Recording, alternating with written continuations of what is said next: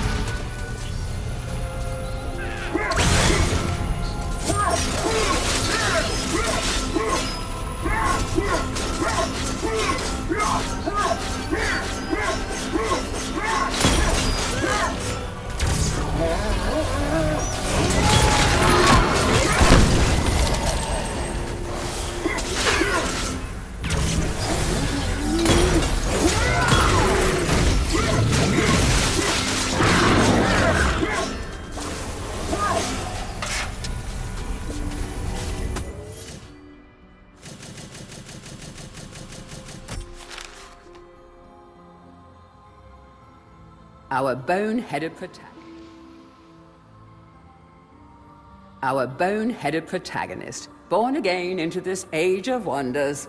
In life, he was just the worst. A coward, a cheat, a philatelist, or was it a philanderer? I don't recall. But either way, he seems to have woken up different.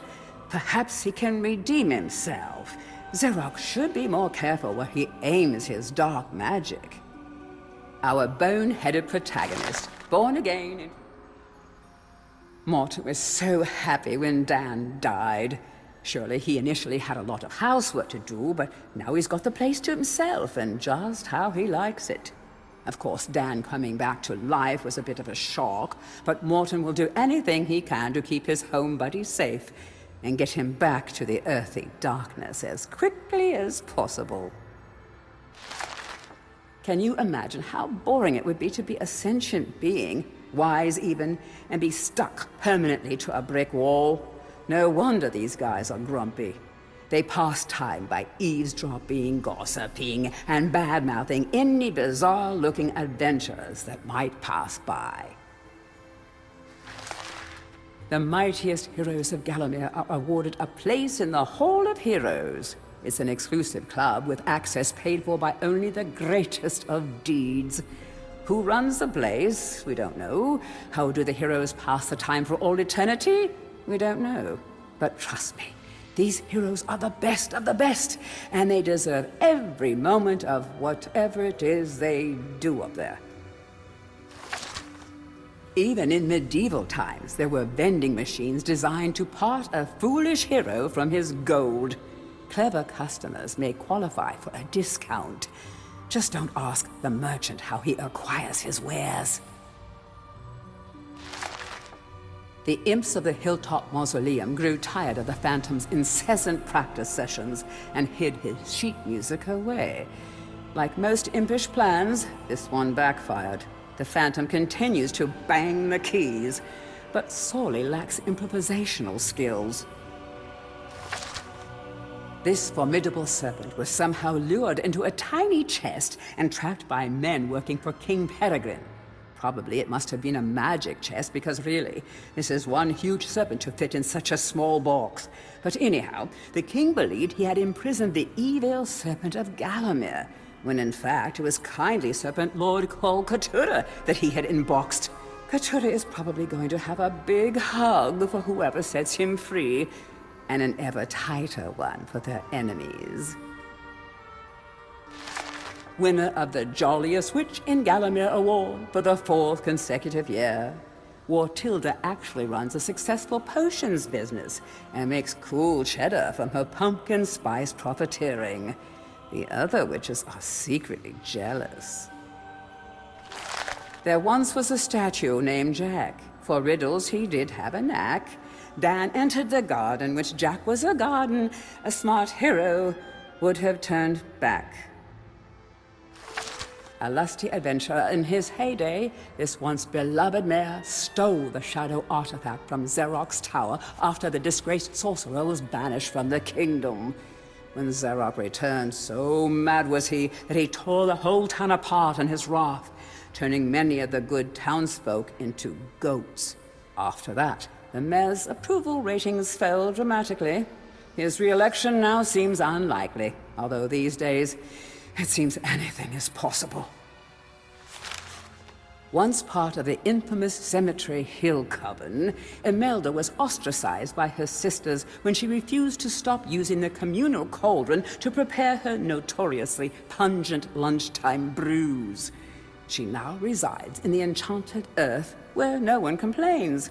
Or at least if they do, she just turns them into a toad, and seriously, do not lick those toads. A proud and fair race, the fairies were rulers of the underground world, until that fateful day when the Ant Queen invaded their turf. Honestly, we don't know why the ants have them imprisoned, but for some reason, fairy magic doesn't seem to work against ants. Seems odd to me, but hey, I don't make the rules. Subaquaticus pachydermis draconis, truly one of nature's marvels and found nowhere on Earth other than the lakes of Gallowmere. These peaceful creatures are the product of a chance encounter between an elephant and a dragon. Truly, love knows no bounds. These guys were fashionably undead before it was fashionable to be undead. Your brain may have long since rotted, but that won't stop them from eating it. Just a few chops should do them in. Be careful not to miss. Oh, that would be embarrassing. Dan's #1 fans. They can't afford to lend a hand, but they'll follow you to the ends of the earth, or at least to the end of the graveyard. These guardian gargoyles aren't much for conversation, and don't ask to hear their singing voice, unless you're into rock and roll. Ba-doom-tsh. Have you ever had one of those days where you leave the house full of breezy purpose, only to realize that you've left something really important at home? Well, that's how these guys feel all the time. Back in King Peregrine's day, imps were often kept as household servants.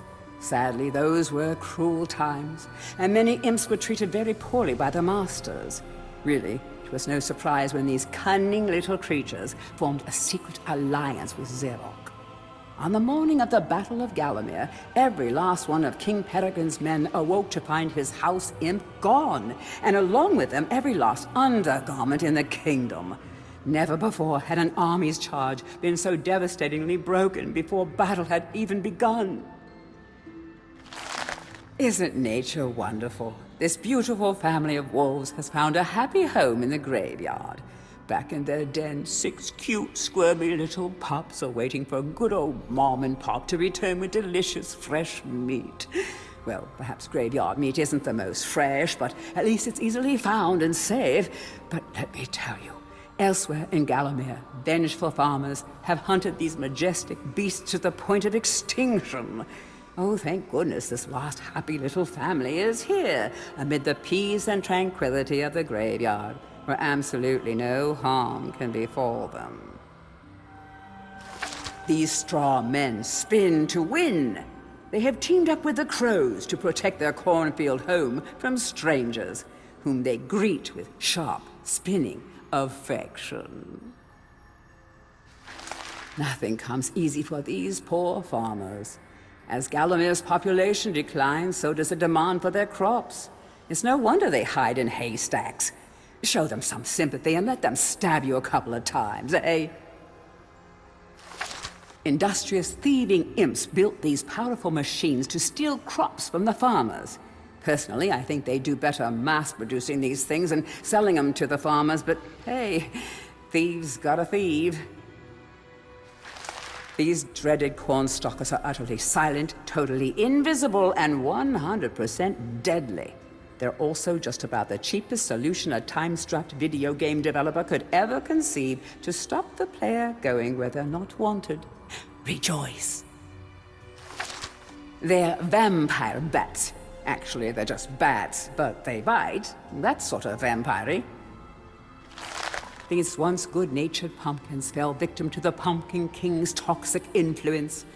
They're still tasty, if you can convince them not to murder you. But perhaps you should think about things from their perspective. Well, how would you feel if someone wanted to scoop out your brains and carve a big, goofy smile across your face?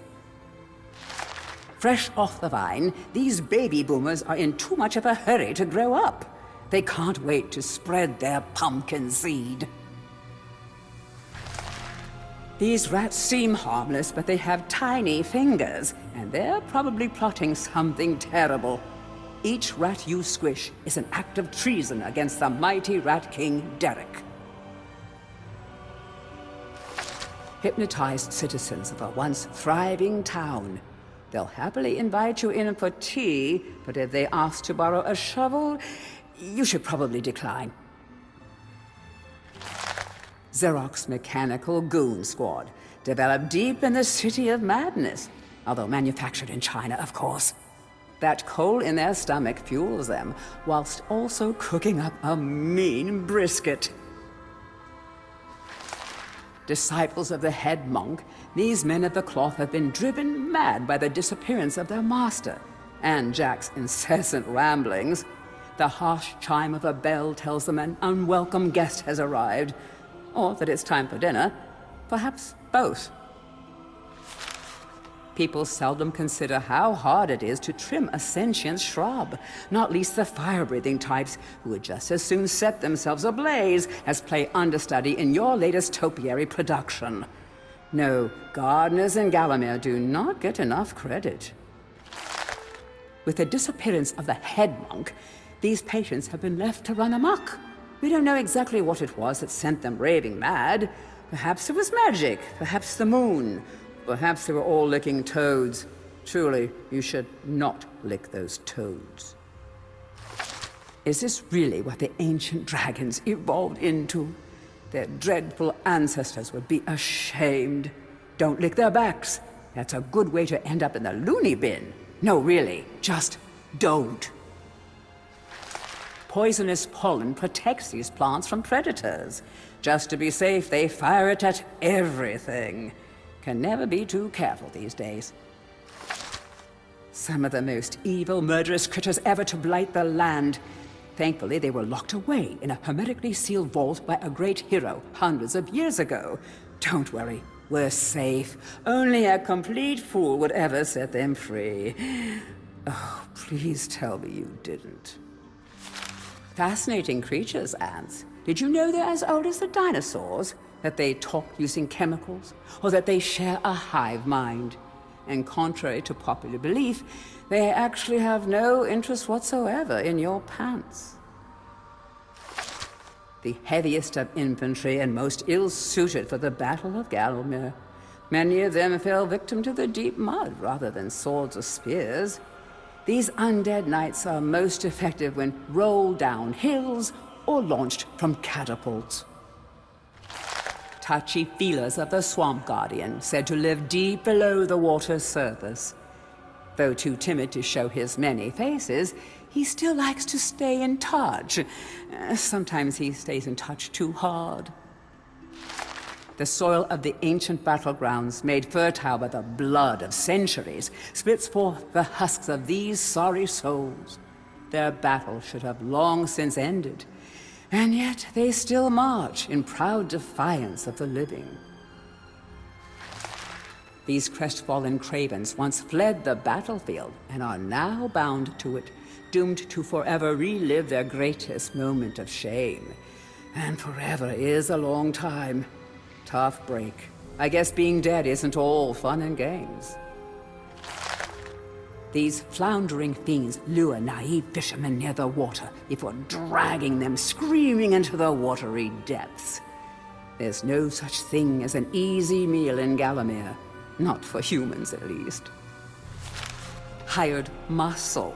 The Guardians of Gallowmere should really shell out more clams for their services. Nevertheless, these barnacles still stick around. These aquatic abnormalities found a home in the sunken town of Mellowmead. Here they spend their days performing ritualistic sacrifices to malevolent elder deity. Perhaps best not to get involved, I'd say. An ill-fated mining expedition by citizens of Mellowmead caused a tragic and brutal retaliation by the Rhinotors. They have since gone into hibernation. Nothing irks them more than being woken up early, and to them, anything before 2 p.m. is early. An ill-fated mining expedition by citizens of... It is said that Xeroc's preoccupation with necromancy stems from an obsession to resurrect his childhood puppy. Let's just reflect for a moment. Isn't that just tragic? All this poor troubled soul has ever wanted is to command the forces of darkness, enslave mankind, and play ball one last time with dear old Mr. Snuffy. It is said that Xeroc's preoccupation with necromancy... I always thought it was a bad idea when they put a demon on their stained glass window. Isn't that a little odd for a holy place, I said. What if a passing sorcerer brings it to life using arcane magic, I said. But did they listen? Yes, he might have a glass jaw, but if you think shattering his dark heart is going to be easy, oh, you'd better think again. Humanity's last line of defense against the restless undead. They prevent bony beings from escaping to the land of the living. Man's best friend, but not Dan's best friend. A terrifying reminder of the perils of competitive vegetable growing, this sinister squash has become a terrible influence on his once peaceful pumpkin. Xeroc's magic has created the ultimate superfood. This is one ghoulish gourd that's simply bustin' for a dustin'. She's not just a set of legs. There's a whole devoted mother bird up there, and no one treasures her eggs more than this bird mama. They may someday hatch into beautiful baby birds, or maybe just into beautiful bags of gold, or bags of golden babies. Who knows? Everything is a competition for these demon sisters. When not disemboweling intruders, they enjoy a good game of chess. We'll never know who's better. One of them always flips the table. Although accustomed to letting her soldiers do all the fighting, this is one tough bug lady. She's an acid-spitting queen who will fight to her last gasp to defend the brood of insect infants incubating inside her egg sac. Oh, if only there was an airlock you could flush her out of.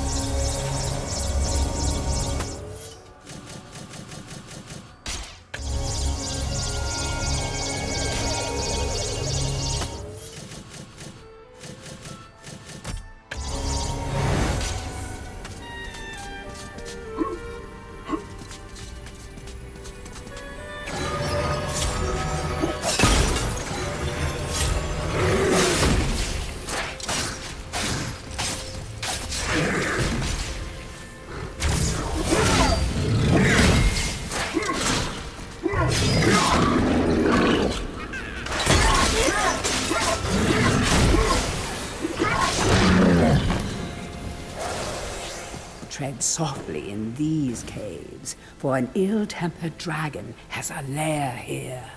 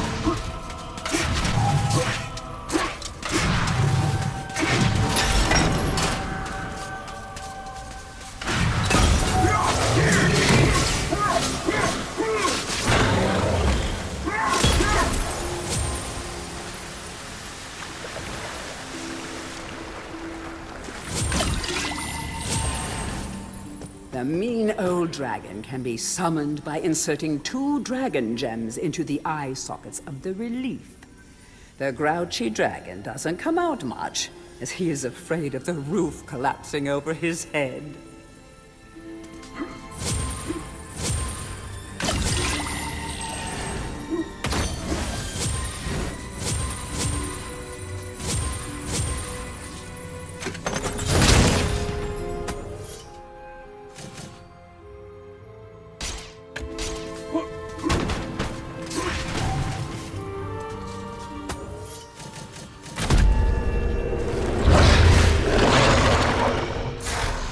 Who dares to enter my lair and wake me from my slumber? Aha! Prepare yourself, little man. I shall roast the flesh from your bones. Oh, I see. Well, in that case, I will pluck out both your eyes. Oh, great. I'm just gonna give you a good hiding.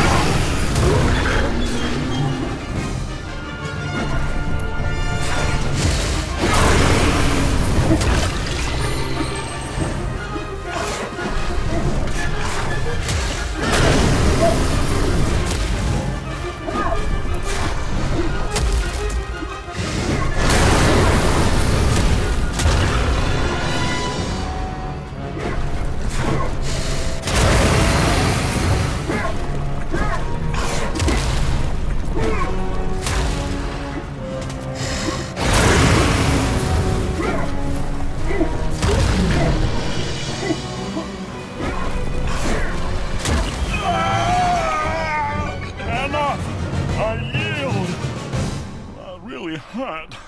What did you have to go and do that for?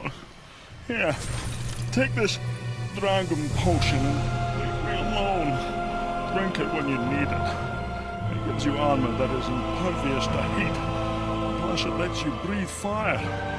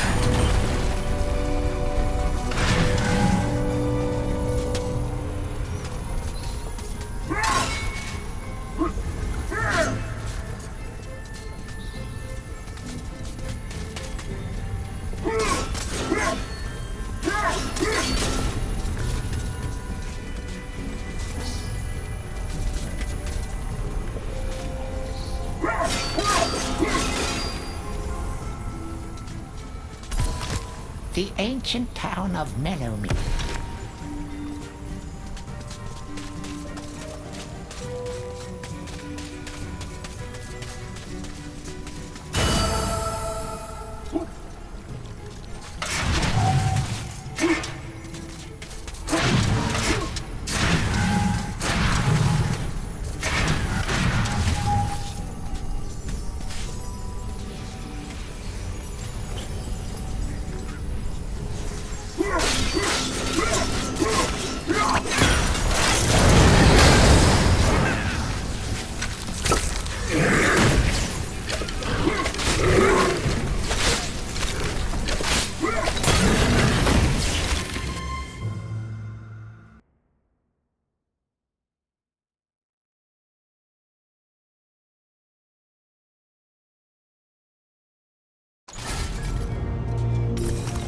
Wouldn't this make a wonderful tourist attraction? Come see Stengard the Mighty! Come and see the last of the centaurs! Oh, and see that dork over there? That's Daniel Fortescue, would-be hero! Ha ha ha ha ha!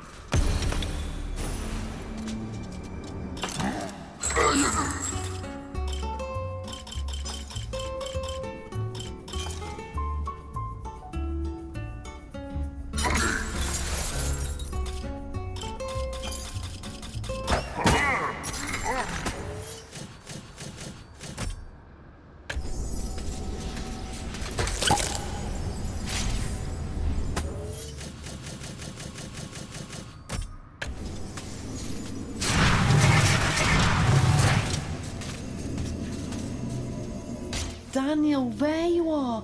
I was so worried about you. I know you have the heart of a hero, Daniel. Now we must show the others. Would you like to take my magic lightning bolts? I don't have many, but they're very powerful. Off you pop then, and keep your chin up. Oops, sorry, Daniel. Now take care. The good people of Gallowmere are depending on you.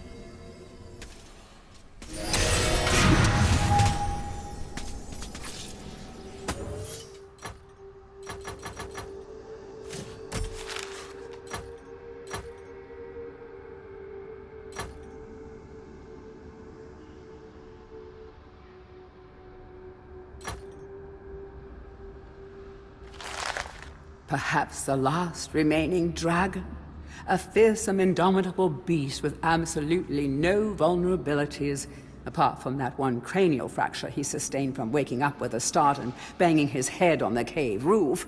Good thing no one will ever find out about that.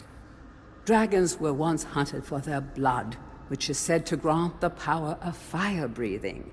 This particular dragon's solitude stems not from the fear of hunters, but from his crippling social anxiety.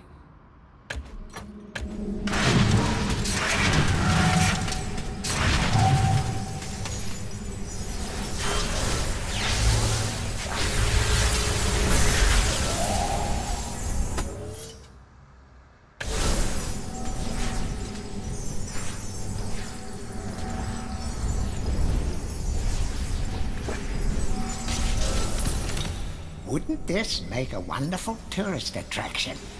Come see Stengard the Mighty! Come and see the last of the centaurs! Oh, and see that dork over there? That's Daniel Fortescue, would-be hero! Ha ha!